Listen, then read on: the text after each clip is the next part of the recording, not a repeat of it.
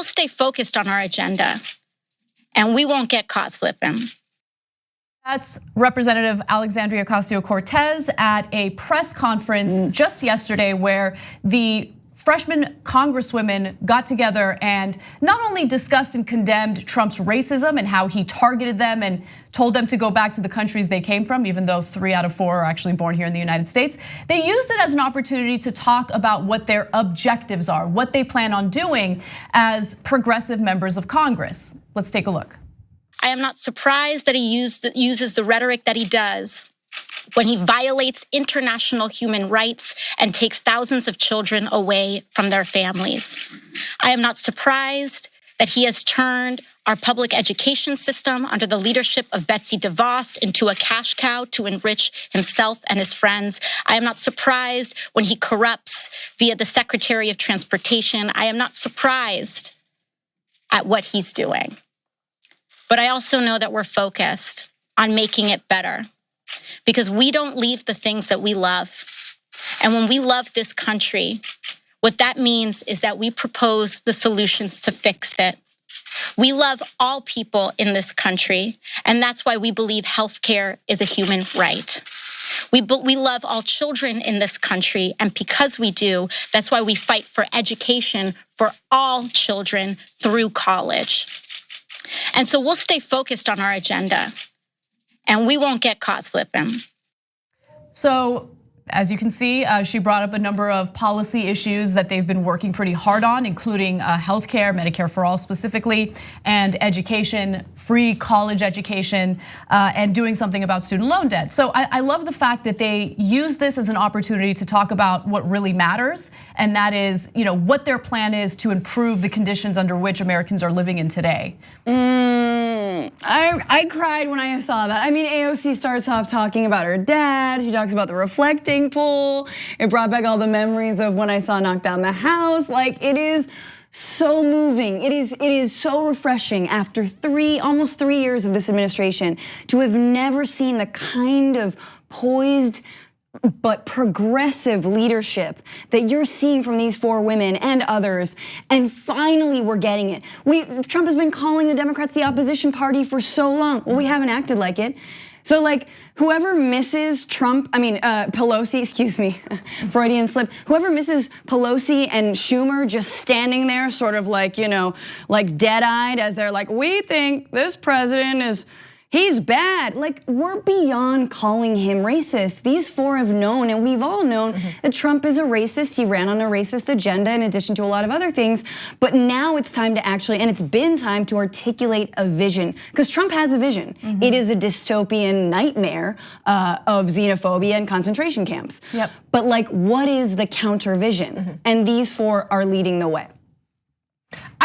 Yeah. No, go ahead. No, yeah, I thought that was nice. I thought that was powerful. My thought always kept going to, at what point, I wanted to be in the room when they're having the conversations planning this. Yeah. Like, this created, unfortunately, it happened and created a moment where they could turn around and have an even bigger space and platform for what they want to say, what they want people to hear from them, and it backfired on Trump a little bit. Yeah, I think it did backfire on Trump. Now, keep in mind, his whole strategy is to make these women the face of the Democratic Party. And so the way that he's kind of calculating this, and it's funny to say that Trump calculates anything, but I would assume his advisors are calculating this as, well, they're extreme, and if you attack them, maybe there was some hope that Nancy Pelosi and Chuck Schumer and establishment Democrats would come out in support of these freshman lawmakers. And honestly, to my surprise, they have come out in support.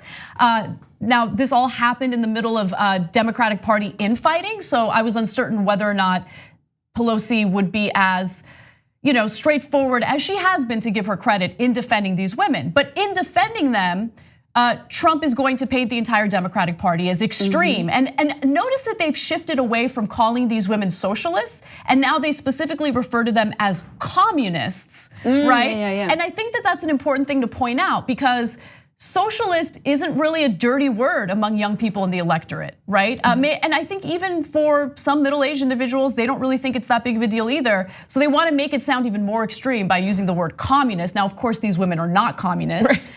I mean, far from it. But nonetheless, break out the C word whenever you're in trouble, right? Yeah, with both. Also, it's like great. It digs even deeper into like the age of Trump voters, which I don't even know who those. I don't even know who Trump voters or Trump's base is anymore. I think we're gonna get to that, but like at this point, like communists are just like, well, you know what? Let's just break it out. Who knows? Let's dust off this word that we haven't used against like, activists or organizers. You know what I'm saying? Yeah. So let's go ahead and watch Representative Ilhan Omar. She also had a portion of this press conference that was really powerful, especially the way that she compiled all the different examples of the terrible things that Trump has either said or done. This is a president who has said, grab women by the. This is a president who's called black athletes sons of bitches. This is a president who has called black people who come from black and brown countries. This is a president who has equated neo-Nazis with those who protest against them in Charlottesville. This is a president who has openly violated the very value our country aspires to uphold: equality under the law, religious liberty, equal protection, and protection from persecution. And to distract from that, he's launching a blatantly racist attack on 4 duly elected members of the United States House of Representatives, all of whom are women of color. This is the agenda of white nationalists, whether it is happening in chat rooms or it's happening on national TV, and now it's reached the White House garden. So she's pretty clear, and I love the fact that she called Trump out by giving specific examples. Because what the right wing will typically do is they'll respond to accusations of racism by pretending as if like there aren't specific examples. But there are so many when it comes to Trump. So call it what it is, it's racism. Trump is racist. That was the like whole core of his entire presidential campaign and now his administration. Something about Representative Omar is just always gonna be so powerful to me. Just that piece right there, her accent, what she's wearing, her skin, just what she looks like, just by being there and being who she is so important.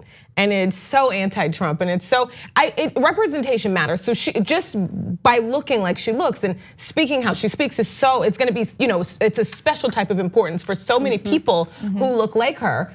But then for everyone, just that she's representing our country right now. And I think that's amazing. And I think being in that space, I think is that he hates that. Oh yeah, definitely. And calling it, I think that at this point, I'm sort of tired of the word racism. Like I'm just kind of like, yeah, we know he's racist. I think what we saw yesterday and the last couple days, as we saw after Charlottesville, which is what Ilhan Omar is referring to, is that he is a white nationalist. He has not renounced white nationalism. Okay, let's say maybe he's not. But he's given every opportunity, whether it's David Duke supporting him via tweet, whether it's the Charlottesville alt-right protesters, Unite the Right protesters, or whether it's now when he was explicitly asked, what do you say to white nationalists who really love the tweet that you sent out about calling these representatives, telling them to go back to their countries? Nothing on that. So we tee him up, and time again, he basically is not giving us any evidence to the contrary. So it's beyond racism. It's no. You believe in white nationalism, and I think that again with Pelosi tweeting that make America great again has always meant make America white again. Good, hon, but like you're a little late to the party. And to me, the right hates these 4 women for this one particular reason, is because they fight back. They don't care about pleasing Trump. They don't care about bipartisanship. They don't care that they're gonna agree to, open the government or keep, whatever agreement. They don't care that Trump, quote unquote, likes them, as Chuck Schumer once said.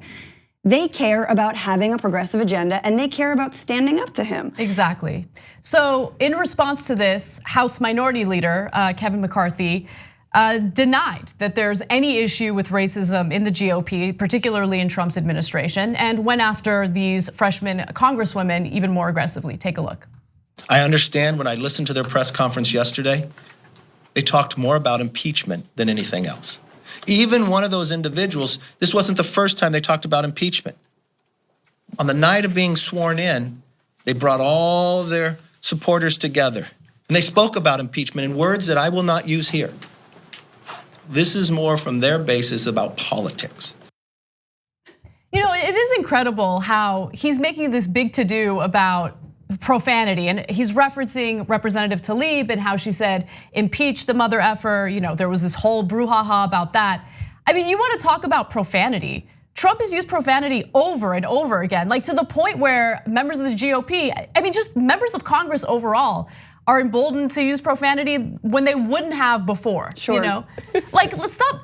And they didn't just talk about impeachment. I mean, that was a small portion of the press conference. It's interesting how he didn't bring up their policy proposals. He didn't bring up the fact that they're drawing attention to student loan debt or that they're drawing attention to how our healthcare system is broken. Republicans fought tooth and nail to repeal the Affordable Care Act. They had how long to do that? Since 2009? And have they provided any other replacement strategy or replacement for the Affordable Care Act? No.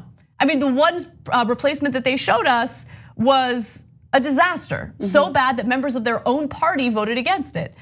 So anyway, I just think it's interesting how the GOP strategy is to deflect, and luckily we have at least 4 members of Congress right now who are willing to fight back.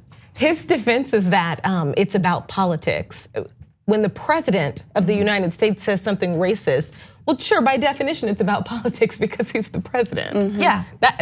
Okay, let's move on from that. And they all, you know, I've heard a lot of that. This is about politics, this is political. The president said it, of course it's about politics. Right. There's more to it, but of course it's about politics. Yeah, they do that to demonize anyone who brings up a legitimate concern following any type of event, right? Whether it's a mass shooting or it's a hurricane that you can trace back to extreme weather conditions caused by climate change. No, they're making it political. They're making it political because it is political. It is political. The president. Yeah.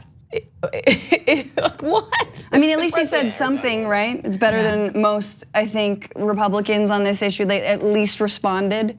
He said something, one thing, everyone else just radio silence. Yeah. It's an interesting tactic. Like, I really wonder, and I think if Democratic leadership is smart, they'll see that the real leadership is coming from these new Congress people, Congresswomen specifically, and they'll run with it. Because I think Trump would love nothing more than to go up against a Biden, a Pelosi, a Schumer. You know what I'm saying, right? Definitely. He said it. He said, I look forward to seeing you on the debate stage. I think if Democrats were smart, if they truly want to win this thing in 2020, I think they will see with what grace all 4 of those women both did what Michelle Obama said to do, which was to go high, right? But at the same time, met Trump where he's at. They didn't, and they explicitly, Ayanna Pressley starts out, don't take the bait. I mean, Ayanna Pressley was amazing. I was so floored. But she said, don't take the bait. We are gonna call this racist because it is, but we have bigger fish to fry. Yeah, we have But work they didn't to do. at all meet Trump where he's at. No, but they didn't ignore. They didn't say completely took the high road. Oh well, I'm not gonna. It was not about my addressed race. what he You know, said. they Yeah, I get addressed what you're it saying. Yeah, exactly. yeah. 2 easy ways to follow the Young Turks. One is hit the subscribe button down below, then you're a TYT subscriber. And second is ring the bell. And when you do that on YouTube, you're notified of our videos.